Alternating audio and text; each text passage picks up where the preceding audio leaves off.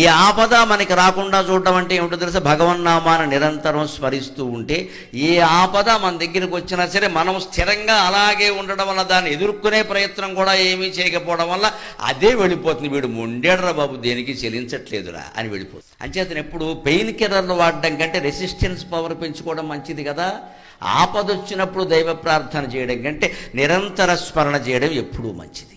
ఆపద వచ్చినప్పుడు చేసే ప్రార్థన పెయిన్ కిల్లర్ లాంటి, నిరంతరం చేసే స్మరణ నిరోధక శక్తి లాంటిది. ఏది కావాలో మీరే ఆలోచించు. నిరంతరం సుఖంగా ఉన్నా సరే, దుఃఖం ఉన్నా సరే, ఏమీ లేకపోయినా సరే, మామూలుగా కూర్చున్నా సరే, అనవసర పనులు మానేసి, అనవసర మాటలు మానేసి, అనవసరపు ఆలోచనలు మానేసి భగవద్ధ్యానం చేస్తే జీవితం అంతా బాగుంటుంది. పైగా భౌతికమైన కోరికలు కూడా అన్నీ తీరుతాయి, ఇబ్బంది ఏం లేదు, అన్నీ తీరుతాయి.